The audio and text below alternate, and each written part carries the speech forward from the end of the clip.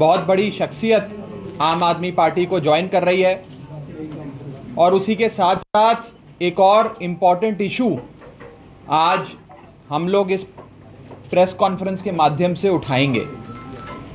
तो इस press conference को हम दो भाग में, दो पार्ट्स में डिवाइड करते हैं। पहला एक इम्पॉर्टेंट ज्वाइनिंग है और दूसरा एक इम्पॉर्टेंट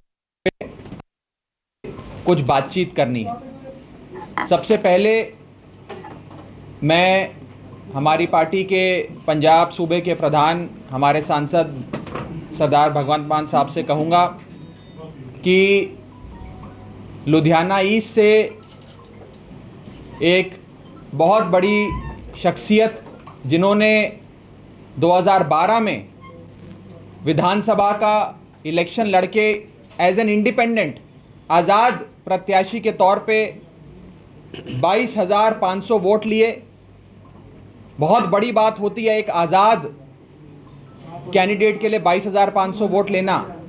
और फिर 2017 के चुनाव में 41,500 वोट लिए।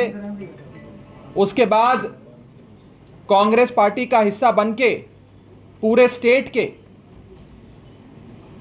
जनरल सेक्रेटरी रहे सरदार दलजीत सिंह भोला गरेवाल जी आज आम आदमी पार्टी का दामन थाम रहे हैं, आम आदमी पार्टी की मेंबरशिप ले रहे हैं। मैं मान साहब को कहूँगा कि उनके बारे में दो चार बातें आपसे साझा करें, आपसे बात करें और उसके बाद उनकी ज्वाइनिंग कराएं। मेहरबानी जी। सारे मीडिया का बहुत बहुत धन्यवाद। भोला गरेवाल ਜਿਹੜੇ ਨੇ ਉਹ ਰਾਜਨੀਤੀ 'ਚ ਕੋਈ ਨਵੇਂ ਨਹੀਂ ਹੈਗੇ। ਸੋ ਜਿਸ ਤਰ੍ਹਾਂ ਰਾਘਵ ਜੀ ਨੇ ਦੱਸਿਆ ਕਿ 2012 'ਚ ਉਹ ਆਜ਼ਾਦ ਲੜੇ ਸੀ, 2017 ਦੇ ਵਿੱਚ ਉਹ ਜਿਹੜਾ ਲੁਧਿਆਣਾ ਈਸਟ ਤੋਂ ਲੜੇ ਸੀ ਤੇ 41,000 ਤੋਂ ਜ਼ਿਆਦਾ ਵੋਟਾਂ ਲਈਆਂ ਸੀ। ਆਮ ਆਦਮੀ ਪਾਰਟੀ ਦਾ ਪਹਿਲਾਂ ਵੀ ਹਿੱਸਾ ਰਹੇ ਨੇ। ਕੁਛ ਵਿਚਾਰਕ ਮਤਭੇਦ ਜਿਵੇਂ ਪਰਿਵਾਰ 'ਚ ਹੋ ਜਾਂਦੇ ਨੇ ਤੇ ਉਸ ਤੋਂ ਬਾਅਦ ਉਹ ਆਮ ਆਦਮੀ ਪਾਰਟੀ ਦਾ ਹਿੱਸਾ ਨਹੀਂ ਰਹੇ। ਪਰ ਕਾਂਗਰਸ ਦਾ ਅੰਦਰੂਨੀ ਕਲੇਸ਼ ਤੇ ਕਾਂਗਰਸ ਦਾ ਹਾਲ ਦੇਖ ਕੇ ਤਾਂ ਉਹਨਾਂ ਨੇ ਕਿਹਾ ਕਿ ਮੈਂ ਆਮ ਆਦਮੀ ਪਾਰਟੀ ਵੱਲੋਂ ਹੀ ਵਾਪਸ ਜਿਹੜਾ ਆਪਣੇ ਇਲਾਕੇ ਦੀ ਸੇਵਾ ਕਰਨਾ ਚਾਹੁੰਦਾ। ਕੋਈ ਸ਼ਰਤ ਨਹੀਂ ਲੈ ਕੇ ਆਏ, ਕੋਈ ਕੰਡੀਸ਼ਨ ਨਹੀਂ ਲੈ ਕੇ ਆਏ ਤੇ ਉਹ ਕਹਿੰਦੇ ਜਿਵੇਂ ਸਵੇਰ ਦਾ ਭੁੱਲਿਆ ਸ਼ਾਮ ਨੂੰ ਘਰ ਆ ਜੇ ਤਾਂ ਉਹਨੂੰ ਭੁੱਲਿਆ ਨਹੀਂ ਕਹਿੰਦੇ। ਤਾਂ ਭੋਲਾ ਜੀ ਦਾ ਅਸੀਂ ਸਵਾਗਤ ਕਰਦੇ ਹਾਂ ਸਾਡੇ ਇਸ ਪਰਿਵਾਰ ਦੇ ਵਿੱਚ। ਤੇ ਮਿਊਨਿਸਪਲ ਕਾਰਪੋਰੇਸ਼ਨ ਦੀਆਂ ਚੋਣਾਂ ਦੇ ਵਿੱਚ ਬਹੁਤ ਵੱਡਾ ਯੋਗਦਾਨ ਰਿਹਾ। ਜਦੋਂ ਅਸੀਂ ਲੜੇ ਸੀਗੇ ਉਸ ਵੇਲੇ ਸਾਡਾ ਲੋਕ ਇਨਸਾਫ ਪਾਰਟੀ ਨਾਲ ਅਲਾਇੰਸ ਸੀਗਾ ਤੇ ਮੈਂ ਭੋਲਾ ਜੀ ਦਾ ਤੇ ਉਹਨਾਂ ਦੇ ਸਾਥੀਆਂ ਦਾ, ਬਹੁਤ ਸਾਰੇ ਬਾਹਰ ਖੜੇ ਨੇ, ਇਹਨਾਂ ਦੇ ਜਿਹੜੇ ਸਪੋਰਟਰ ਨੇ ਆਏ ਨੇ, ਪਰ ਇੱਥੇ ਜਗ੍ਹਾ ਦੀ ਥੋੜ੍ਹੀ ਜਿਹੀ ਕਮੀ ਹੋਣ ਕਰਕੇ ਅਸੀਂ ਸਿਰਫ ਚੁਣਿੰਦਾ ਲੋਕ ਹੀ ਬੁਲਾਏ ਨੇ। ਸੋ ਮੈਂ ਉਹਨਾਂ ਦਾ ਆਮ ਆਦਮੀ ਪਾਰਟੀ 'ਚ ਸਵਾਗਤ ਕਰਦਾ। ਵੈਲਕਮ ਜੀ ਤੁਹਾਡੇ ਸਾਰੇ ਸਾਥੀਆਂ ਦਾ ਵੀ।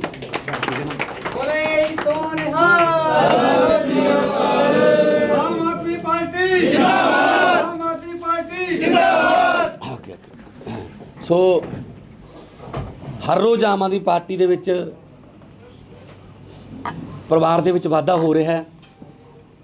ਹਰ ਰੋਜ਼ ਸਮਾਜ ਦੇ ਵੱਖ-ਵੱਖ ਵਰਗਾਂ 'ਚੋਂ, ਭਾਵੇਂ ਉਹ ਖਿਡਾਰੀ ਹੋਣ, ਭਾਵੇਂ ਉਹ ਸਮਾਜਿਕ ਕਾਰਕੁਨ ਹੋਣ, ਧਾਰਮਿਕ ਸ਼ਖਸੀਅਤਾਂ ਹੋਣ, ਰਿਟਾਇਰਡ ਟੀਚਰ, ਵਕੀਲ, ਜੱਜ, ਜਿੰਨੇ ਵੀ ਪੰਜਾਬ ਦੇ ਵਿੱਚ ਪੰਜਾਬ ਦਾ ਭਲਾ ਚਾਹੁਣ ਵਾਲੇ ਲੋਕ ਨੇ, ਉਹਨਾਂ ਦੀ ਪਹਿਲੀ ਪਸੰਦ ਜਿਹੜੀ ਹੈ ਉਹ ਆਮ ਆਦਮੀ ਪਾਰਟੀ ਹੈ। ਸੋ ਪੰਜਾਬ ਨੂੰ ਦੁਬਾਰਾ ਪੰਜਾਬ ਬਣਾਉਣ ਦਾ ਸੁਪਨਾ ਲੈ ਕੇ, ਪੰਜਾਬ ਨੂੰ ਦੁਬਾਰਾ ਪੰਜਾਬ ਬਣਾਉਣ ਦੀ ਜਿਹੜੀ ਲੜਾਈ ਅਸੀਂ ਲੜ ਰਹੇ ਹਾਂ, ਉਹਦੇ ਵਿੱਚ ਉਹਨਾਂ ਦਾ ਸਾਨੂੰ ਸਹਿਯੋਗ ਚਾਹੀਦਾ ਹੈ।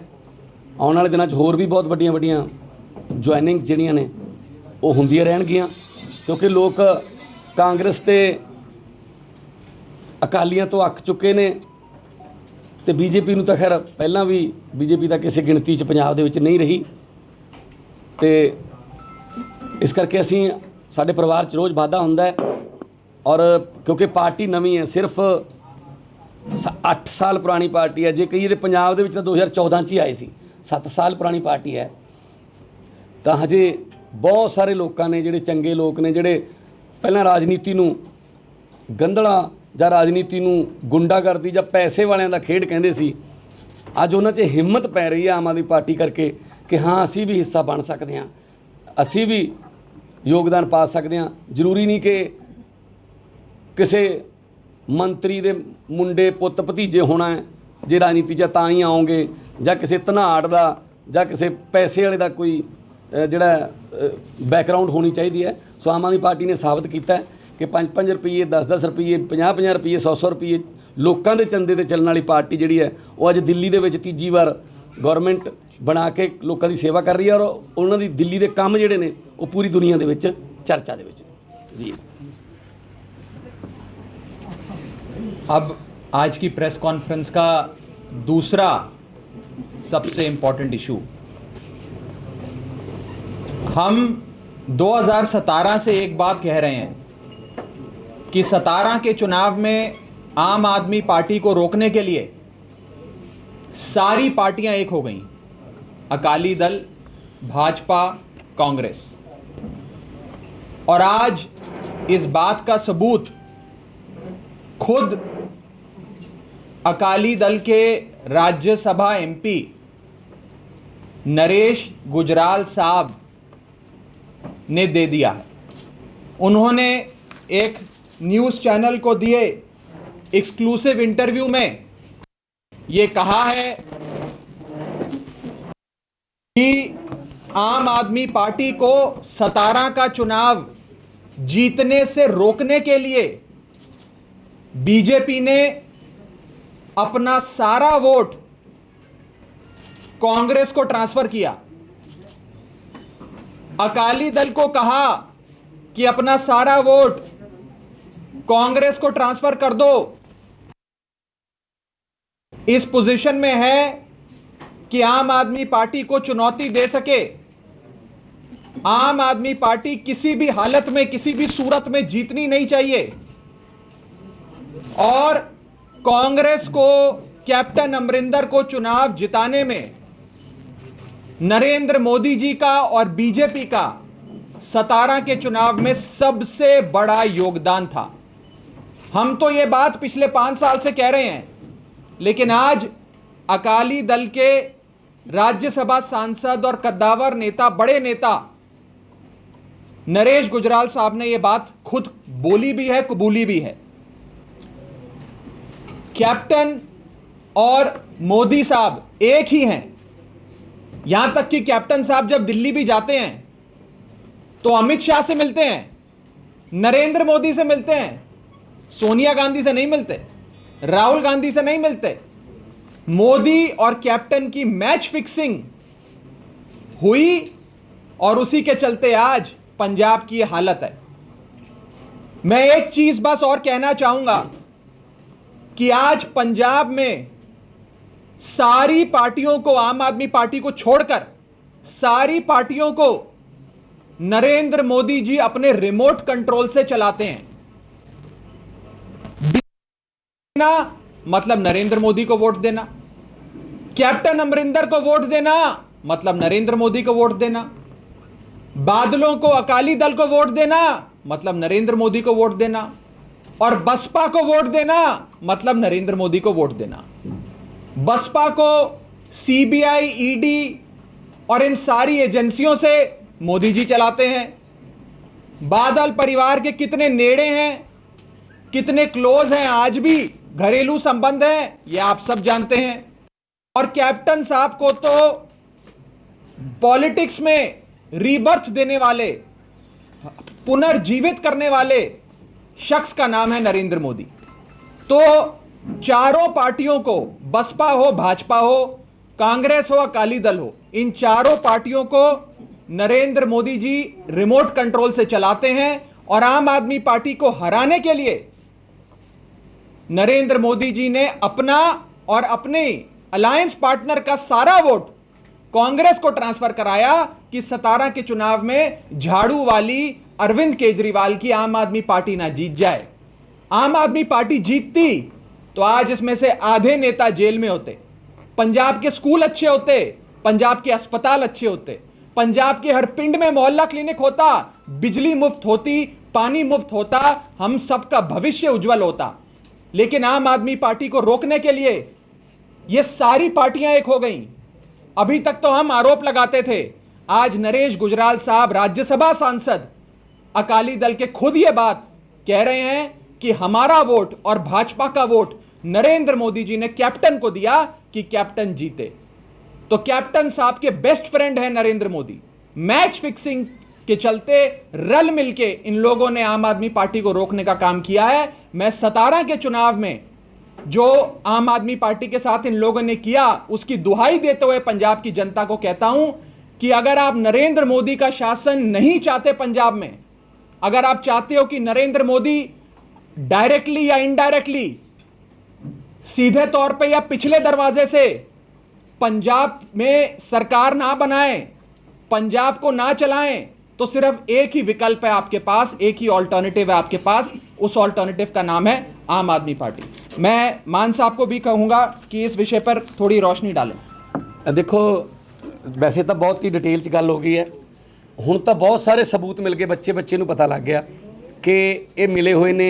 भावें वो बरगाड़ी वाला जिहड़ा बेअदबी कांड है ਉਹਦੇ ਵਿੱਚ ਦੋਸ਼ੀਆਂ ਨੂੰ ਬਚਾਉਣਾ, इत्थों तक कि हाई कोर्ट ਦੇ ਵਿੱਚ भी ਇੰਨੇ मतलब ਲਾਈਟਲੀ ਉਸ ਕੇਸ ਨੂੰ ਲੈਣਾ ਕਿ ਜੀ ਇਹ ਆਪਾਂ ਨੂੰ ਆਹ ਆਰਡਰ ਦਵਾ ਦਿਓ ਜੀ, ਆ ਹੁਣ ਕਹਿੰਦੇ ਆ ਕਿ ਅਸੀਂ ਜਾਵਾਂਗੇ ਉੱਥੇ ਸੁਪਰੀਮ ਕੋਰਟ। ਸੋ ਜਿੰਨਾ ਵੀ ਮਾਫੀਆ ਜਿਨ੍ਹਾਂ ਨੂੰ ਕਹਿੰਦੇ ਸੀ ਅਸੀਂ ਲੱਕ ਤੋੜ ਦਿਆਂਗੇ, ਆਹ ਕਰ ਦਿਆਂਗੇ, ਉਹ ਕਰ ਦਿਆਂਗੇ, ਸਾਰਾ ਕੁਝ ਸੇਮ ਚੱਲ ਰਿਹਾ ਹੈ। ਸਿਰਫ ਪੱਗਾਂ ਦੇ ਰੰਗ ਬਦਲੇ ਹੈ, ਹੋਰ ਕੁਛ ਨਹੀਂ ਬਦਲਿਆ। ਜਾਂ ਫਿਰ ਇੱਕ ਚੀਜ਼ ਹੋਰ ਬਦਲੀ ਹੈ ਕਿ ਪਹਿਲਾਂ 10 ਸਾਲ ਲੋਕ ਕੁੱਟ ਖਾਣ ਵਾਸਤੇ ਬੇਰੁਜ਼ਗਾਰ, ਚਾਹੇ ਉਹ ਡਾਕਟਰ ਹੋਣ, ਚਾਹੇ ਉਹ ETT ਵਾਲੇ ਹੋਣ, ਚਾਹੇ ਲਾਈਨਮੈਨ ਹੋਣ, ਆਂਗਣਵਾੜੀ ਵਾਲੇ ਹੋਣ, ਕਿਸਾਨ ਹੋਣ, ਪਹਿਲਾਂ ਪੰਜਾਬ ਦੇ ਲੋਕ ਕੁੱਟ ਖਾਣ ਵਾਸਤੇ ਬਠਿੰਡੇ ਜਾਂਦੇ ਸੀ, ਹੁਣ ਉਹਨਾਂ ਨੂੰ ਪਟਿਆਲੇ ਜਾਣਾ ਪੈਂਦਾ। ਸਿਰਫ ਇੱਕ ਸ਼ਹਿਰ ਬਦਲਿਆ, ਹੋਰ ਕੁਛ ਨਹੀਂ ਬਦਲਿਆ, ਬਾਕੀ ਸਭ ਕੁਝ ਸੇਮ ਹੈ। ਰੇਤੇ ਦੀਆਂ ਖੱਡਾਂ ਸੇਮ ਚੱਲ ਰਹੀਆਂ ਨੇ। ਜਿਵੇਂ ਹੁਣ ਉਦੋਂ ਹਿਸਾਬ ਕਿਤਾਬ ਲੈਣ ਗਿਆ ਸੀ, ਹੁਣ ਪਿੱਛੇ ਜੇ ਸੁਖਬੀਰ ਬਾਦਲ ਕਿ ਠੀਕ ਚੱਲ ਰਿਹਾ ਕੰਮ ਨਾ, ਜਿਵੇਂ ਆਪਾਂ ਖੇਤ ਜਾਂਦੇ ਹਾਂ ਜਾਂ ਕੋਈ ਆਪਾਂ ਫੈਕਟਰੀ 'ਚ ਜਾਂਦੇ ਹਾਂ ਵੀ ਸਾਡੀ ਫੈਕਟਰੀ ਠੀਕ ਚੱਲ ਰਹੀ ਹੈ, ਉਹ ਦੇਖਣ ਗਿਆ ਸੀ ਵੀ ਠੀਕ ਚੱਲ ਰਿਹਾ ਕੰਮ, ਨਾਲ ਫੀਤਾ ਵੀ ਲਈ ਫਿਰਦਾ ਸੀ ਵੀ ਸਾਡੇ ਵਾਲਾ ਹਿੱਸਾ ਸਾਨੂੰ ਪ੍ਰੋਪਰ ਮਿਲ ਰਿਹਾ ਜਾਂ ਨਹੀਂ। ਸੋ ਇੱਥੋਂ ਇਹ ਸਿੱਧ ਹੁੰਦਾ ਹੈ ਕਿ ਇਹਨਾਂ ਦੇ ਜਿਹੜਾ ਮਾਫੀਆ ਉਹ ਸੇਮ ਹੈ। ਕੈਪਟਨ ਸਾਹਿਬ ਨੂੰ ਅੱਗੇ ਵਧਾ ਰਹੇ ਨੇ, ਬਹੁਤ ਵਾਰੀ ਸਾਬਤ ਹੋ ਗਿਆ, ਹੁਣ ਤਾਂ ਪੰਜਾਬ ਦੇ ਲੋਕਾਂ ਨੂੰ ਪਤਾ ਵੀ ਲੱਗ ਗਿਆ ਇਸ ਗੱਲ ਦਾ। ਸੋ ਇਹ 2017 'ਚ ਉਹਨਾਂ ਨੇ ਕੀਤਾ, ਚਲੋ ਅਸੀਂ ਵੀ ਉਦੋਂ ਨਵੇਂ ਸੀ, ਪਰ ਸਾਡੇ ਕੋਲ ਹੁਣ ਤਜਰਬਾ ਹੋ ਗਿਆ। 2022 ਦੇ ਵਿੱਚ ਪੰਜਾਬ ਦੇ ਲੋਕ ਹੁਣ ਅਗਲਾ ਧੋਖਾ ਨਹੀਂ ਖਾਣਗੇ, ਉਹ ਦੋਨਾਂ ਤੋਂ ਅੱਕੇ ਪਏ। ਮਾਨ ਸਾਹਿਬ, ਇੱਕ ਕੱਲ ਰਾਜਾ ਵੜਿੰਗ ਨੇ ਪੋਸਟ ਸ਼ੇਅਰ ਕੀਤੀ ਕਿ ਮਨਪ੍ਰੀਤ ਬਾਦਲ ਅਕਾਲੀਆਂ ਨੂੰ ਹੀ ਚੈੱਕ ਵੰਡ ਰਹੇ ਨੇ 15-15 ਲੱਖ। ਕਹਿੰਦੇ ਵੀ ਮਨ ਦੁਖੀ ਹੁੰਦਾ ਕਿ ਉਹੀ ਅਕਾਲੀ ਦਲ ਜਿਨ੍ਹਾਂ ਨੂੰ ਗਾਲਾਂ ਕੱਢਦੇ ਸੀ ਉਹਨਾਂ ਨੂੰ ਹੀ ਹੁਣ ਫੋਟੋ ਉਹਨਾਂ ਨਾਲ ਸ਼ੇਅਰ ਸੀ ਤੇ ਉਹ ਉਹਨਾਂ ਨੂੰ ਹੀ ਹੁਣ। ਫਿਰ ਉਹੀ ਤਾਂ ਅਸੀਂ ਕਹਿੰਦੇ ਹਾਂ ਕਿ ਵਿੱਤ ਮੰਤਰੀ ਕਾਂਗਰਸ ਦੇ ਪੈਸੇ ਅਕਾਲੀਆਂ ਨੂੰ, ਇਹ ਤਾਂ ਹੁਣ ਉਹਨਾਂ ਦੇ ਆਪਦੇ ਮੰਤਰੀ ਕਹਿ ਰਹੇ ਨੇ, ਆਪਦੇ MLA ਕਹਿ ਰਹੇ ਨੇ ਕਿ ਸਾਨੂੰ ਤਾਂ ਇਹ ਸ਼ੱਕ ਹੈ ਵੀ ਉੱਥੇ ਫੋਟੋਆਂ ਲੱਗਦੀਆਂ ਨੇ ਜਿਹੜੀਆਂ, ਜਾਂ ਜਿੱਥੇ ਵੀ ਜਾਂਦੇ ਨੇ ਉਹ ਉਹਨਾਂ ਨੂੰ ਪੈਸੇ ਦਿੰਦੇ। ਸੋ ਆਪਸ 'ਚ ਇੱਕੋ ਹੀ ਨੇ। ਮੈਂ ਕੱਲ੍ਹ ਤੁਹਾਨੂੰ ਦੱਸਿਆ ਸੀ ਬਿਜਲੀ ਵਾਲੇ ਜਿਹੜੇ, ਉਹਦੇ ਵਿੱਚ ਵੀ ਇੱਕੋ ਹੀ ਨੇ ਸਾਰੇ, ਬਿਜਲੀ ਦੀ ਜਿਹੜੀਆਂ ਕੰਪਨੀਆਂ ਤੋਂ ਫੰਡਿੰਗ ਲਈ ਹੈ। ਸੋ ਇਹ ਰਲ ਮਿਲ ਕੇ ਖੇਡਦੇ ਹੈ, ਪਰ ਇਸ ਵਾਰ ਨਹੀਂ, ਕਿਉਂਕਿ ਪਹਿਲਾਂ ਇਹਨਾਂ ਕੋਲੇ ਲੋਕਾਂ ਕੋਲੇ ਕੋਈ ਰਾਹ ਨਹੀਂ ਹੁੰਦਾ ਸੀ। ਪਹਿਲੇ ਤੋਂ ਦੁਖੀ ਹੋ ਕੇ ਦੂਜੇ ਕੋਲੇ, ਤੇ ਦੂਜੇ ਤੋਂ ਉਦੋਂ ਵੱਧ ਦੁਖੀ ਹੋ ਕੇ ਫਿਰ ਪਹਿਲੇ ਕੋਲੇ। ਹੁਣ ਤੀਜਾ ਆਪਸ਼ਨ ਜਿਹੜਾ ਉਹ ਆਮ ਆਦਮੀ ਪਾਰਟੀ ਹੈ, ਤੇ ਹੁਣ ਇਹਨਾਂ ਤੇ ਝਾੜੂ ਫਿਰੂਗਾ ਜਦੋਂ, ਤਾਂ ਇਹ ਰਾਜਨੀਤਿਕ ਗੰਦਗੀ ਜਿਹੜੀ ਹੈ ਉਹ ਸਾਫ਼ ਹੋਊ। ਸੁਖਬੀਰ ਬਾਦਲ ਕਹਿੰਦੇ ਰਹੇ ਕਿ ਅਸੀਂ 5 ਸਾਲ ਲਈ ਸਰਕਾਰ ਲੀਜ਼ ਤੇ ਦਿੱਤੀ ਹੈ, ਤੁਹਾਨੂੰ ਗ੍ਰਾਂਟਾਂ ਲੈਣ ਦੀ ਕੋਈ ਲੋੜ ਨਹੀਂ, ਸਾਡੀ ਸਰਕਾਰ ਦੁਬਾਰਾ ਬਣੇਗੀ। ਤੇ ਇਹ ਵੀ ਇਸੇ ਗੱਲ ਦਾ ਸਬੂਤ ਹੈ ਕਿ ਅਸੀਂ 5 ਸਾਲ ਠੇਕੇ ਦੇ ਦਿੱਤੇ, ਥੋੜੀ ਰੈਸਟ ਕਰ ਲਈਏ। ਕਿਹਾ ਉਹਨੇ ਬਿਆਨ, ਮੈਂ ਵੀ ਸੁਣਿਆ ਕਿ ਇਹ ਤਾਂ ਜਿਵੇਂ ਕਹਿੰਦਾ 5 ਸਾਲ ਆਪਾਂ ਥੋੜੀ ਜਿਹੀ ਰੈਸਟ ਕਰ ਲਈਏ, 10 ਸਾਲ ਹੋ ਗਏ ਸੀ ਬਸ ਆਉਣੇ ਆਪਾਂ। ਸੋ ਇਹ ਤਾਂ ਪੰਜਾਬ ਨੂੰ ਇੱਕ ਟਰੱਕ ਵਾਂਗੂ ਚਲਾਉਂਦੇ ਸੀ, ਜਿਵੇਂ ਜਿਹੜਾ ਡਰਾਈਵਰ ਆ ਉਹ ਕਈ ਵਾਰੀ ਕਲੀਨਰ ਨੂੰ ਫੜਾ ਆਉਂਦਾ, ਜਿੱਥੇ ਜੇ ਸੜਕ ਸਾਫ਼ ਹੋਵੇ ਵੀ ਥੋੜ੍ਹਾ ਜਿਹਾ ਤੂੰ ਚਲਾ ਲਾ 20 ਕਿਲੋਮੀਟਰ। ਸੋ ਐਂ ਪੰਜਾਬ ਨੂੰ ਚਲਾਉਂਦੇ ਰਹੇ ਆ ਇਹ। ਸੋ ਇਹਨਾਂ ਦੇ ਸਾਰਿਆਂ ਦੇ ਹੁਣ ਭੇਤ ਖੁੱਲ੍ਹਣਗੇ। ਤੁਸੀਂ ਕੱਲ ਟਵੀਟ ਕੀਤਾ ਸੀ ਨਵਜੋਤ ਸਿੱਧੂ ਲਈ, ਉਸ ਤੇ ਨਵਜੋਤ ਸਿੱਧੂ ਦਾ ਹੁਣੇ ਉਹਨੇ ਰਿਪਲਾਈ ਆਇਆ, ਕਹਿੰਦੇ ਜੀ ਜਿਹੜੇ ਮੁੱਦੇ ਮੈਂ ਚੁੱਕਦਾ ਰਹਾਂਗਾ, ਵਿਰੋਧੀ ਧਿਰ ਲਗਾਤਾਰ ਉਹਦੀ ਤਾਰੀਫ ਕਰਦੀ ਰਹੀ ਔਰ ਮੇਰੇ ਮੁੱਦਿਆਂ ਨੂੰ ਹੀ ਲਗਾਤਾਰ ਚੁੱਕਦੀ ਰਹੀ ਹੈ, ਚਾਹੇ ਬੇਅਦਬੀ ਦਾ, ਚਾਹੇ ਡਰੱਗ ਦਾ, ਫਾਰਮਰ ਇਸ਼ੂ ਹੈ, ਕਰਪਸ਼ਨ ਦਾ ਜਾਂ ਪਾਵਰ ਕ੍ਰਾਈਸਿਸ ਹੈ, ਔਰ ਇਹ ਕਲੀਅਰ ਹੈ ਕਿ ਉਹ ਵੀ ਜਾਣਦੇ ਆ ਕਿ ਪੰਜਾਬ ਦੇ ਲਈ ਕੌਣ ਲੜ ਰਿਹਾ ਹੈ। ਇਹਦੇ ਵਿੱਚ ਐਡ ਹੋਣਾ ਜੀ, ਰਾਜਕੁਮਾਰ ਵੇਰਕਾ ਦਿੱਲੀ ਪਹੁੰਚ ਗਏ, ਕਹਿੰਦੇ ਹੁਣ ਮੈਂ ਖੁਲਾਸਾ ਕਰਾਂਗਾ ਕਿ ਆਮ ਆਦਮੀ ਪਾਰਟੀ ਕਿੱਥੋਂ ਕਿੱਥੋਂ ਫੰਡ ਲੈਂਦੀ ਰਹੀ। ਬਿਲਕੁਲ ਬਿਲकुल ਰਾਜਕੁਮਾਰ ਵੇਰਕਾ ਜੀ ਇਸੇ ਕੰਮ ਤੇ ਰੱਖੇ ਹੋਏ ਨੇ ਉਹਨਾਂ ਨੇ, ਤੇ ਉਹਨਾਂ ਨੂੰ ਦਿੱਲੀ ਭੇਜ ਦਿੰਦੇ ਆ। ਉਹ ਇੱਧਰ ਜਦੋਂ ਉਹਨਾਂ ਨੂੰ ਪਤਾ ਲੱਗਦਾ ਕਿ ਇੱਧਰ ਯਾਰ ਗੱਲ ਚੱਲ ਰਹੀ ਹੈ ਨਾ ਇੱਧਰ ਕੈਬਨਿਟ ਦੇ ਵਿੱਚ ਰੱਦੋ ਬਦਲਦੀ, ਫਿਰ ਉਹਨੂੰ ਇੱਧਰ ਭਜਦਾ ਵੀ ਸ਼ਾਇਦ ਮੈਨੂੰ ਕਿਤੇ ਊਂ ਦਿੱਲੀ ਭੇਜਤਾ ਹੋਵੇ, ਮੈਨੂੰ ਮੇਰਾ ਨਾਂ ਨਾ ਕਿਤੇ ਕੱਟ ਜੇ। ਉਹ ਆਉਂਦੇ ਜਾਂਦੇ ਰਹਿੰਦੇ ਆ ਰਾਜਕੁਮਾਰ ਵੇਰਕਾ ਦਾ ਕੋਈ ਪ੍ਰੋਬਲਮ ਨਹੀਂ। ਪਰ ਤੁਹਾਡਾ ਜਿਹੜਾ ਮੈਂ ਕੱਲ ਇਹੀ ਕਿਹਾ ਕਿ ਸਿੱਧੂ ਸਾਹਿਬ ਇੱਕ ਟਵੀਟ ਤਾਂ ਬਣਦਾ ਨਾ, ਫਿਰ ਇਹ ਮੁੱਦਾ ਨਹੀਂ ਹੁਣ ਕਿ ਤੁਸੀਂ ਲਾਰਸਨ ਐਂਡ ਟੂਬਰੋ ਕੰਪਨੀ ਤੋਂ, ਤੁਸੀਂ ਵੇਦਾਂਤਾ ਤੋਂ ਤੇ ਤੁਸੀਂ ਜੀਵੀਕੇ, ਤਿੰਨੇ ਕੰਪਨੀਆਂ ਦੇ ਜਿਹੜੇ ਥਰਮਲ ਪਲਾਂਟ ਨੇ ਉਹਨਾਂ ਤੋਂ ਤੁਸੀਂ ਕਰੋੜਾਂ ਰੁਪਈਆ ਲੈ ਰਹੇ ਹੋ, ਔਰ ਪੈਸਾ ਜਾ ਰਿਹਾ 24 ਅਕਬਰ ਰੋਡ ਜਿਹੜਾ ਇਹਨਾਂ ਦਾ ਦਫ਼ਤਰ ਹੈ ਉਹਦੇ ਖਾਤੇ 'ਚ। ਤੇ ਫਿਰ ਇੱਕ ਟਵੀਟ ਤਾਂ ਮੈਂ ਕਿਹਾ ਬਣਦਾ ਹੈ ਨਾ, ਫਿਰ ਭਾਵੇਂ ਘੱਟ ਅੱਖਰਾਂ ਨਾਲ ਕਰ ਲਓ, ਇਹ 'ਚ ਕਿਹੜੀ ਗੱਲ ਹੈ, ਇੱਕ ਤਾਂ ਕਰੋ ਨਾ। ਫਿਰ ਮੈਂ ਤਾਂ ਆਹੀ ਕਿਹਾ, ਜੇ ਟਵੀਟ ਕਰ ਦੇਣਗੇ ਮੈਨੂੰ ਖੁਸ਼ੀ ਹੋਊਗੀ, ਹਾਂ ਵੀ ਨਵਜੋਤ ਸਿੱਧੂ ਕਿਸੇ ਨੂੰ ਨਹੀਂ ਬਖਸ਼ਦਾ ਬਈ, ਹੈ ਭਾਵੇਂ ਆਪਦਿਆਂ 'ਚ ਹੋਵੇ ਗਲਤੀ, ਇਹ ਕੱਢਦਾ। ਮਾਨ ਸਾਹਿਬ ਜੀ, ਸਿੱਧੂ ਤੇ ਆਮ ਆਦਮੀ ਪਾਰਟੀ ਦਾ ਵਿਜ਼ਨ ਇੱਕ ਹੈਗਾ ਤੇ ਫਿਰ ਇਕੱਠੇ ਕਿਉਂ ਨਹੀਂ ਹੋਏ? ਇਹ ਸਿੱਧੂ ਨੂੰ ਪੁੱਛੋ ਜੀ। ਤੁਸੀਂ ਤਿਆਰ ਹੋ? ਤੁਸੀਂ ਤਿਆਰ? ਨਹੀਂ ਅਸੀਂ ਤਾਂ ਪਹਿਲਾਂ ਵੀ ਕਹਿ ਚੁੱਕੇ ਸੀ, ਪਰ ਉਹ ਤਾਂ ਹੁਣ ਆਪਦੀ ਪਾਰਟੀ ਦੇ ਪ੍ਰਧਾਨ, ਮੇਰੇ ਖਿਆਲ 'ਚ 4-5 ਵਾਰੀ ਤਾਂ ਤੁਸੀਂ ਉਹਨਾਂ ਨੂੰ ਡਿਪਟੀ ਸੀਐਮ ਬਣਾ ਚੁੱਕੇ ਹੋ, 3-4 ਵਾਰੀ ਤੁਸੀਂ ਪ੍ਰਧਾਨ ਬਣਾ ਚੁੱਕੇ ਹੋ। ਸੂਤਰ ਹੈ ਨਾ, ਉਹ ਕਰ ਕਰਕੇ ਤੁਸੀਂ ਮੈਨੂੰ ਲੱਗਦਾ ਭਜਾ ਕੇ ਤੁਸੀਂ ਉਹਨਾਂ ਨੂੰ ਉਹ ਕਰ ਰਹੇ ਹੋ। ਸੋ ਮੈਂ ਤਾਂ ਇਹੀ ਕਹਿਣਾ, ਸਿੱਧੂ ਸਾਹਿਬ ਜਿੱਥੇ ਰਹਿਣ, ਜਿਹੜੀ ਮਰਜ਼ੀ ਪਾਰਟੀ ਜਾਓ, ਪਰ ਪੰਜਾਬ ਦੇ ਭਲੇ ਦੀ ਗੱਲ ਕਰੋ। ਜੇ ਉਹ ਆਪਦੀ ਪਾਰਟੀ 'ਚ ਵੀ ਕੋਈ ਨੁਕਸਾ ਉਹ ਵੀ ਕੱਢਦੇ ਰਹੋ। ਰਾਘਵ ਜੀ, ਮੇਰਾ ਇੱਕ ਕੁਐਸਚਨ ਹੈ, ਤੁਸੀਂ ਹਲਕਾ ਇੰਚਾਰਜ ਲਗਾ ਰਹੇ ਹੋ, ਅਸੀਂ ਇਹਨਾਂ ਨੂੰ ਇਹ ਮੰਨੀਏ ਵੀ ਇਹ ਜਿਹੜੇ ਤੁਸੀਂ ਪਾਰਟੀ ਟਿਕਟ ਦੇਣੀ ਹੈ ਐਮਐਲਏ ਦੀਆਂ, ਇਹ ਉਹ ਹੈਗੇ ਆ। ਇਸੀ ਦੇ ਨਾਲ ਦੂਸਰਾ ਕੁਐਸਚਨ ਸਰ ਇਹ ਹੈ, ਜਿਹੜੇ ਹਲਕਾ ਇੰਚਾਰਜ ਲਗਾਏ ਆ ਉਹਦੇ ਵਿੱਚ ਜਿਹੜੇ ਆਲਰੇਡੀ ਕੋਈ ਇਲਾਕਿਆਂ 'ਚ ਆਪਣੇ ਕੰਮ ਕਰ ਰਹੇ ਸੀਗੇ ਉਹਨਾਂ ਨੇ ਦੂਜੇ ਲਗਾ ਦਿੱਤੇ। देखिए, हल्का इंचार्ज एक बहुत बड़ी जिम्मेदारी रिस्पॉन्सिबिलिटी होती है।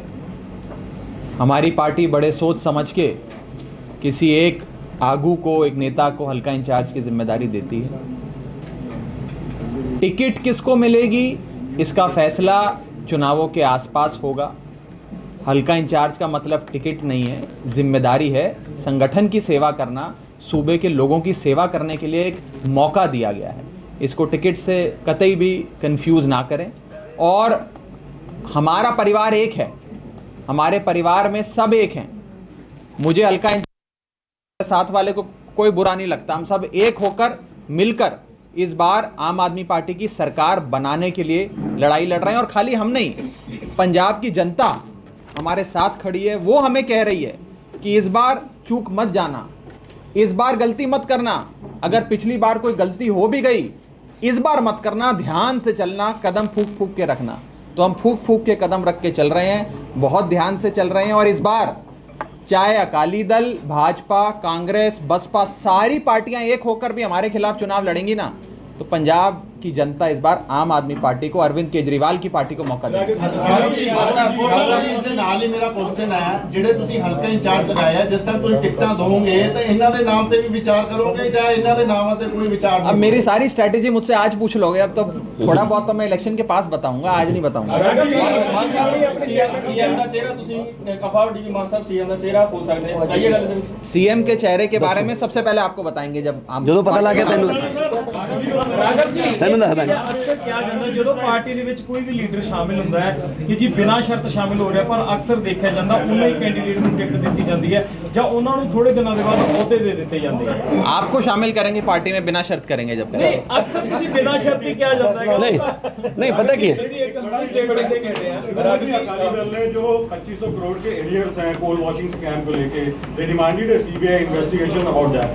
सो और उससे रिलेटेड है कि दिल्ली गवर्नमेंट ने भी जो है जो स्पेशल पिटीशन फाइल की थी सुप्रीम कोर्ट में, उसका closure your party sought, the government sought the closure of that. हालांकि आपका स्टैंड ऑफ पार्टी क्या है that you sought the upgradation of thermal plants. No, we please cornered और let me tell you, first of all, there is an ongoing matter in the Supreme Court called the MC Mehta versus Union of India case, which has been going on for the last 20, 25, 30 years.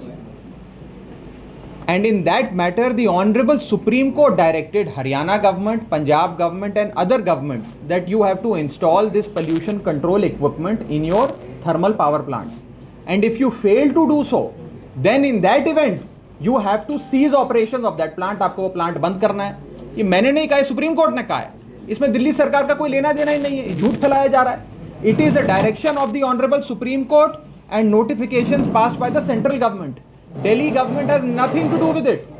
और हम तो साफ कहते हैं कि ये सारे thermal power plant जो प्राइवेट चल रहे हैं और जो प्राइवेट पीपी हैं, ये बादलों ने और कैप्टन साहब ने मिलकर किए हैं। आज भी इनकी जेबों में पैसा आता है, वहां से पंजाब लुटता है लेकिन इन लोगों की जेबों में पैसा जाता है, ये सच्चाई है। और एक बात मैं इसमें ऐड कर देता हूँ, जो पंजाब में जो पीपीए हुए तीनों थर्मल प्लांट के, उसमें ये क्लॉज नहीं है कि you have to do the upgradation. ये उनके लिए जरूरी नहीं है। जब भी उनको कोई सरकार बोले कि अपग्रेड करो जी, आप वो पोल्यूशन का जो यंत्र है वो लगाओ, वो कहते हैं ठीक है जी 1000 करोड़ एक प्लांट का लगेगा, 3000 करोड़ दे दो, हम कर देते हैं। हमारे उसमें एग्रीमेंट में तो ये जरूरी नहीं है, ठीक है ना। ऐसे ऐसे एग्रीमेंट किए हैं, ऐसे ऐसे क्लॉज हैं जो 25 साल में पंजाब को नोच नोच के खा जाएंगे। 25,000 करोड़ का ये सारे प्रोजेक्ट थे, अब तक 52,000 करोड़ रुपया पे कर चुके हैं। अगर ये समझौते की म्याद है तब तक हम 2,10,000 करोड़ उनको दे चुके होंगे, चाहे वो चलें चाहे ना चलें, उनको मिलता ही है, ठीक है ना। सो ये समझौते अकाली दल ने किए थे और अकाली दल वाले खुद ही धरने दे रहे हैं आज। अरे तुमने तो ये सफ़ेद हाथी जो है वो पंजाब को दिए हैं, आप किस मुंह से धरने दे रहे हो, किस मुंह से बात कर रहे हो। तो अकाली दल वाले जो वो तो मतलब अपनी खोई हुई ज़मीन जो है वो तलाश रहे हैं, और लेकिन लोगों के दिलों से अकाली दल बिल्कुल निकल चुका है, नफरत के पात्र। ਤੁਹਾਨੂੰ ਸਵਾਲ ਹੈ, ਪਹਿਲਾਂ ਤੁਸੀਂ ਆਮ ਆਦਮੀ ਪਾਰਟੀ 'ਚ ਸੀਗੇ 4.5 ਸਾਲ ਆਨੰਦ ਮਾਣਿਆ, ਹੁਣ ਕਾਂਗਰਸ 'ਚ, ਫਿਰ ਦੁਬਾਰਾ ਆਮ ਆਦਮੀ ਪਾਰਟੀ 'ਚ ਆ ਗਏ। ਕੀ ਤੁਹਾਨੂੰ ਪਹਿਲਾਂ ਪ੍ਰੋਬਲਮ ਹੋਈ ਸੀ ਕਿ ਤੁਸੀਂ ਆਮ ਆਦਮੀ ਪਾਰਟੀ ਗਏ, ਹੁਣ ਤੁਹਾਨੂੰ ਕੀ ਪ੍ਰੋਬਲਮ ਹੋਈ ਤੁਸੀਂ ਵਾਪਸੀ ਆ ਗਏ?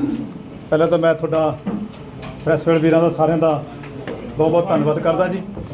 ਧੰਨਵਾਦ ਕਰਦਾ ਸ਼੍ਰੀ ਅਰਵਿੰਦ ਕੇਜਰੀਵਾਲ ਜੀ ਦਾ, ਔਰ ਜਿਨ੍ਹਾਂ ਨੇ ਮੈਨੂੰ ਆਮ ਆਦਮੀ ਪਾਰਟੀ 'ਚ ਆਉਣ ਦਾ ਮੌਕਾ ਦਿੱਤਾ। ਤੇ ਧੰਨਵਾਦ ਕਰਦਾ ਸ਼੍ਰੀ ਰਾਘਵ ਚੱਡਾ ਜੀ, ਸਾਡੇ ਪ੍ਰਭਾਰੀ ਨੇ ਪੰਜਾਬ ਦੇ MLA ਦਿੱਲੀ ਜੀ। ਧੰਨਵਾਦ ਕਰਦਾ ਪ੍ਰਧਾਨ ਸਾਹਿਬ ਦਾ, ਸਾਡੇ ਸਾਹਿਬ ਭਗਵੰਤ ਮਾਨ ਜੀ ਦਾ ਤੇ MLA ਜੀ ਦਾ। ਔਰ ਤੁਹਾਨੂੰ ਦੱਸਣਾ ਚਾਹੁੰਦਾ, ਬੇਨਤੀ ਕਰਨੀ ਚਾਹੁੰਦਾ, ਜੋ ਮੈਂ 2007 ਤੋਂ ਇਲੈਕਸ਼ਨ ਇੰਡੀਪੈਂਡੈਂਟ ਲੜਦਾ ਆ ਰਿਹਾ ਕਾਉਂਸਲਰ ਦੀ, ਔਰ ਜਦੋਂ 2007 ਤੋਂ ਇੰਡੀਪੈਂਡੈਂਟ ਇਲੈਕਸ਼ਨ ਲੜੀ, ਮੈਨੂੰ ਊੜਾ ਆੜਾ ਨਹੀਂ ਆਉਂਦਾ ਸੀਗਾ, ਕੋਈ ਬੂਥ ਲਿਸਟਾਂ ਦਾ ਨਹੀਂ ਪਤਾ ਸੀ, ਪਰ ਮੈਂ ਉਹ ਸੋਚ ਕੇ ਲੜੀ, ਮੈਂ ਕਿਹਾ ਜੋ ਹਾਲਾਤ ਨੇ ਇਲਾਕੇ ਦੇ, ਇਸ ਇਲਾਕੇ ਦੇ ਹਾਲਾਤ ਨੇ ਉਹ ਸੁਧਾਰਨਾ ਚਾਹੁੰਦਾ। ਮੈਂ ਮੁਕੇ ਉੱਚੀ ਉੱਚੀ ਕਹਿ ਰਿਹਾ ਸੀਗਾ ਵੀ ਮੈਂ ਇਸ ਨੂੰ ਮਾਲ ਡਾਊਨ ਬਣਾਉਣਾ ਚਾਹੁੰਦਾ, ਪਰ ਜੋ ਹਾਲਾਤ ਦੇਖੇ 2007 ਤੋਂ ਲੈ ਕੇ 10 ਸਾਲ, ਤੇ ਉਹ ਹਾਲਾਤ ਮਤਲਬ ਕਿ ਪ੍ਰਸ਼ਾਸਨ ਜੋ ਮੀਡੀਆ ਮੁਕੇ ਕਹਿ ਸਕਦੇ ਹਾਂ ਕਿ ਜੋ ਪਾਰਟੀਆਂ ਸੀਗੀਆਂ ਉਹ ਇੱਕ ਦੂਜੇ ਨੂੰ, ਜਿਵੇਂ ਚੱਡਾ ਸਾਹਿਬ ਦੱਸ ਕੇ ਨੇ, ਭਗਵੰਤ ਮਾਨ ਜੀ ਦੱਸ ਰਹੇ ਨੇ, ਇੱਕ ਦੂਜੇ ਨਾਲ ਮਿਲ ਕੇ ਔਰ ਪੰਜਾਬ ਨੂੰ ਲੁੱਟ ਰਹੇ ਸੀਗੇ। ਔਰ ਮੇਰੀ ਇੱਛਾ ਸੀਗੀ ਮੈਂ ਪੰਜਾਬ ਦੀ ਆਪਣੇ ਇਲਾਕੇ ਦੀ ਸੇਵਾ ਕਰਨਾ ਚਾਹੁੰਦਾ, ਆਪਣੇ ਇਲਾਕੇ ਦਾ ਡਿਵੈਲਪਮੈਂਟ ਕਰਨੀ ਚਾਹੁੰਦਾ। ਬਹੁਤ ਬੜੀਆ। ਔਰ ਆਮ ਆਦਮੀ ਪਾਰਟੀ ਨੇ ਮੈਨੂੰ ਨਿਉਦਾ ਮੁਕੇ ਸਵੀਕਾਰ ਕੀਤਾ, ਮੈਂ ਆਮ ਆਦਮੀ ਪਾਰਟੀ 'ਚ ਆਇਆ, ਤੇ ਇਸ ਕਰਕੇ ਕਿਉਂਕਿ ਮੈਂ ਆਮ ਆਦਮੀ ਪਾਰਟੀ ਮੈਨੂੰ ਵਧੀਆ ਲੱਗੀ ਔਰ ਵਧੀਆ ਕੰਮ ਕਰ ਰਹੀ ਸੀ ਦਿੱਲੀ ਦੇ ਵਿੱਚ। ਪਰ ਜਦੋਂ ਛੱਡੀ ਆਮ ਆਦਮੀ ਪਾਰਟੀ, ਉਹਦੇ ਬਾਰੇ ਮੈਂ ਜ਼ਰੂਰ ਕਲੈਰੀਫਿਕੇਸ਼ਨ ਦੇਣਾ ਚਾਹੂੰਗਾ। ਮੈਂ ਕਦੇ ਵੀ ਇਹ ਪਾਰਟੀ ਤੋਂ ਕੋਈ ਵੀ ਆਮ ਆਦਮੀ ਪਾਰਟੀ ਕੋਈ ਗਲਤ ਹੈ, ਮੈਂ ਇਸ ਕਰਕੇ ਜਿਹੜਾ ਰਿਜ਼ਾਈਨ ਪਾਇਆ ਸੀਗਾ ਉਸ 'ਚ ਵੀ ਮੈਂ ਲਿਖਿਆ ਸੀ ਉਸ ਟਾਈਮ, ਮੈਂ ਆਪਣੇ ਘਰੇਲੂ ਕਾਰਨਾਂ ਕਰਕੇ ਰਿਜ਼ਾਈਨ ਦੇ ਰਿਹਾ ਵਾਂ। ਔਰ ਮਕਸਦ ਕੀ ਸੀਗਾ, ਜੋ ਵੀ ਅੱਜ ਤੱਕ ਮੈਂ ਫੈਸਲਾ ਲਿਆ ਮੈਂ ਆਪਣੇ ਸਾਥੀਆਂ ਦੇ ਕਹਿਣ 'ਤੇ ਲਿਆ, ਕਿਉਂਕਿ ਨਾ ਤਾਂ ਮੈਨੂੰ ਕਿਸੇ ਅਕਾਲੀ ਦਲ ਨੇ, ਨਾ ਮੈਨੂੰ ਕਾਂਗਰਸ ਨੇ ਟਿਕਟ ਦੇ ਕੇ ਚਮਕਾਇਆ ਸੀ। ਮੈਨੂੰ ਆ ਸਾਥੀਆਂ ਨੇ ਜਿਹੜੇ 700-800 ਸਾਥੀ ਬਾਹਰ ਖੜਾ, ਤੇ ਉਹਨਾਂ ਨੇ ਮੈਨੂੰ ਟਿਕਟ ਦਿੱਤੀ, ਉਹਨਾਂ ਨੇ ਮੈਨੂੰ ਜਿਤਾਇਆ, ਔਰ ਉਹਨਾਂ ਨੇ ਮੈਨੂੰ ਹੁਕਮ ਲਾਇਆ ਵੀ ਇਲਾਕੇ ਦੇ ਕੰਮ ਕਰਾਉਣੇ ਨੇ। ਔਰ ਉਹਨਾਂ ਨੇ ਮੈਨੂੰ ਹੁਕਮ ਲਾਇਆ ਵੀ ਅੱਜ ਕਾਂਗਰਸ ਸਰਕਾਰ ਤੁਹਾਨੂੰ ਬੁਲਾ ਰਹੀ ਹੈ, ਉਹ ਆਪਣੇ ਮਤਲਬ ਲਈ ਬੁਲਾ ਰਹੀ ਆ, ਔਰ ਤੁਹਾਡਾ ਮਤਲਬ ਆ ਇਲਾਕੇ ਦੇ ਕੰਮ ਕਰਾਉਣਾ, ਤੇ ਅੱਜ ਇਹ ਕਾਂਗਰਸ ਸਰਕਾਰ ਬੁਲਾ ਰਹੀ ਹੈ ਤੇ ਆਪਣੇ ਇਲਾਕੇ ਦੇ ਜਾ ਕੇ ਕੰਮ ਕਰਾ ਲਓ, ਤੇ ਜਿੱਥੇ ਮਰਜ਼ੀ ਰਹੋ ਬਾਅਦ ਚੋਂ। ਮੈਂ ਉਸ ਸਭ ਸੋਚ ਕੇ ਗਿਆ ਸੀਗਾ ਮੈਂ ਆਪਣੇ ਇਲਾਕੇ ਦੇ ਜਾ ਕੇ ਕੰਮ ਕਰਾਵਾਂ, ਕਿਉਂਕਿ ਸਰਕਾਰ ਤੋਂ ਬਾਹਰ ਰਹਿ ਕੇ ਆਪਾਂ ਸਾਰੇ ਹੀ ਜਾਣਦੇ ਹੋ, ਤੁਸੀਂ ਮੀਡੀਆ ਵਾਲੇ ਬੈਠੇ ਹੋ, ਮਤਲਬ ਪ੍ਰਸਤੀ ਲਈ ਉਧਰ ਗਏ ਸੀ। ਮੈਂ ਤੁਹਾਨੂੰ ਦੱਸਦਾ, ਮੈਂ ਮਤਲਬ ਬਿਲਕੁਲ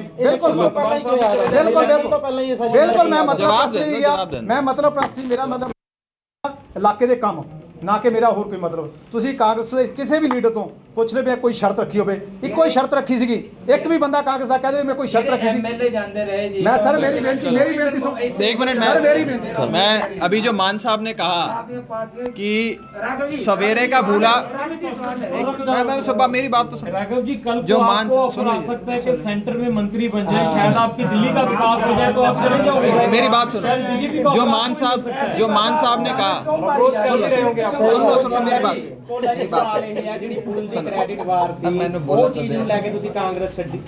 ਸਰ ਅੱਜ ਮੈਂ ਦੇਖਿਆ, ਮੈਂ ਚਾਹੁੰਦਾ ਸੀ ਕੰਮ ਕਰਾਉਣੇ ਇਲਾਕੇ ਦੇ, ਪਰ ਜੋ ਅੱਜ ਹਾਲਾਤ ਨੇ ਮੇਰਾ ਖਿਆਲ ਹੈ ਵੀ 14 ਸਾਲ ਦੇ ਵਿੱਚ ਜੋ ਕਰਪਸ਼ਨ ਅੱਜ ਮੈਂ ਦੇਖ ਰਿਹਾ ਵਾਂ ਤੇ ਮੇਰਾ ਖਿਆਲ ਹੈ ਪਿਛਲੇ ਸਮੇਂ 'ਚ ਨਹੀਂ ਦੇਖਿਆ। ये पॉइंट है। ਔਰ ਅੱਜ ਕਰਪਸ਼ਨ ਮਤਲਬ ਕਿ ਹਰ ਕੋਈ ਮਤਲਬ ਕਿ ਤੁਸੀਂ ਚਾਹੇ ਬਿਜਲੀਆਂ ਮਾਫੀ ਲੈ ਲਓ, ਟਰਾਂਸਪੋਰਟ ਮਾਫੀਆ ਲੈ ਲਓ, ਸ਼ਰਾਬ ਮਾਫੀਆ ਲੈ ਲਓ, ਰੇਤ ਮਾਫੀਆ ਲੈ ਲਓ, ਦੋਨੇ ਮਿਲੇ ਹੋਏ ਨੇ ਔਰ ਦੋਨੇ ਮਿਲ ਕੇ ਕੰਮ ਕਰ ਰਹੇ। ਸਿਰਫ ਮੇਰਾ ਮਤਲਬ ਸੀ ਇਲਾਕੇ ਦੀ ਸੇਵਾ ਕਰਨੀ, ਮੇਰਾ ਮਤਲਬ ਸੀ ਇਲਾਕੇ ਦੇ ਕੰਮ ਉਹ ਕਰਾਉਣਾ। ਤਾਂ ਨਿਰਦਲੀय ਔਰ ਰੈਲੀ ਕਰ ਮੈਂ ਦੱਸਣਾ ਚਾਹੁੰਦਾ ਮੈਂ ਗੱਲ ਕਰਨਾ, ਉਹ ਸਿਆਣਿਆਂ ਨੇ ਕਿਹਾ ਜਿਹਨੇ ਕੋਈ ਗਲਤੀ ਨਹੀਂ ਕੀਤੀ ਇਹਦਾ ਮਤਲਬ ਫਿਰ ਉਹਨੇ ਕੋਈ ਕੰਮ ਵੀ ਨਹੀਂ ਕੀਤਾ।